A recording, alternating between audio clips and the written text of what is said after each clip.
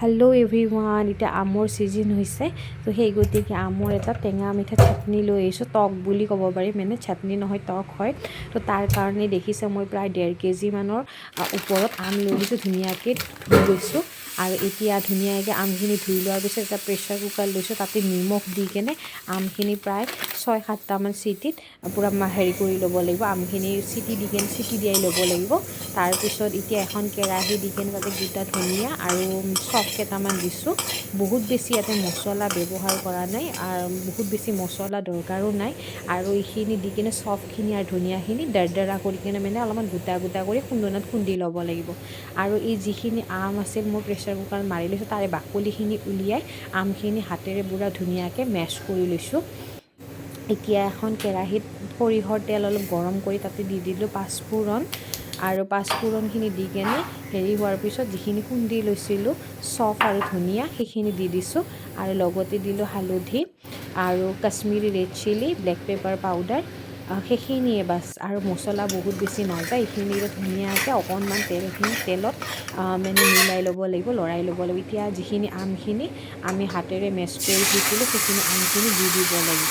এক প্ৰকাৰতে এইটো এটা মানে আপোনালোকে মছলাৰ সৈতে মানে চাম্ভাৰ দিয়াৰ নিচিনা আৰু।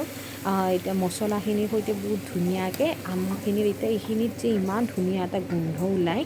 আৰু গেছৰ ফ্লেমটো আপোনালোকে ল' কৰি থৈ দিব, আৰু ধুনীয়াকৈ এতিয়া মছলাখিনিৰ সৈতে আপোনালোকে মেছ কৰি ল'ব, যাতে মছলাখিনিৰ সৈতে আমখিনি পূৰা ধুনীয়াকৈ মানে মেছ হৈ যায়। এই টকবিধ আপোনালোকে বনাই প্ৰায় ফ্ৰিজত ভাল এটা এয়াৰ কণ্টেইনাৰত টাইটকৈ থৈ কিনে প্ৰায় 6 মাহমান খাব পাৰে। আৰু ঘৰত যদি কিবা পাৰ্টি চাৰ্টি বা কিবা কিবি সৰু সুৰা যদি কিবা অকেজন হয় বা আলহীও আহে, এনেদৰে বনাই খাই চাব, বিৰাট ভাল লাগে। আপোনালোকে বনাই কিনে থৈ দিব পাৰে আগতীয়াকৈ। এতিয়া সেই টকখিনি প্ৰায় মই 5 মিনিটমান সময় বনাই লোৱাৰ পিছত চেনি দি দিলোঁ। ইয়াতে প্ৰায় 4 চামুচমান চেনি ব্যৱহাৰ কৰিছোঁ মই, বহুত বেছি ব্যৱহাৰ কৰা নাই, যিহেতুকে ইয়াতে মই এতিয়া গুড় দিম। এতিয়া চেনিখিনি দি দিয়াৰ পিছত প্ৰায় 1-2 মিনিটমান সময় বনাই ল'লোঁ। বনাই লোৱাৰ পিছত এয়া দেখিছে কি ধুনীয়া কালাৰ আহিছে। এতিয়া ইয়াতে গুড়খিনি দি দিম। গুড়খিনি দিয়াৰ পিছত আৰু ধুনীয়া কালাৰ আহে। এয়া আপোনালোকে মিঠাৰ পৰিমাণটো চাই ল'ব, আপোনালোকে টেষ্ট কৰি কিমানখিনি ৰাখিব খোজে। চ' সেই গুড়খিনি দি দিলোঁ। দি কেনে এতিয়া এইখিনি প্ৰায় 10 মিনিটমান সময় বনাই ল'ব লাগিব দেই।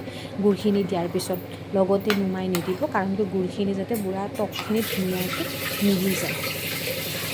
এই টকবিধ আপোনালোকে ৰুটি হওক, ভাত হওক, সকলোৰে লগত গৰম দিনত যে খাবলৈ ইমান ভাল, আৰু বিশেষকৈ ইয়াৰে গুটিকেইটা মানে আল্টিমেট লাগে। আপোনালোকে বনাই খাই চাবচোন, তাৰপিছত মোক এবাৰ জনাব। আৰু শেষত মই ভিনেগাৰ অলপ ব্যৱহাৰ কৰিছোঁ।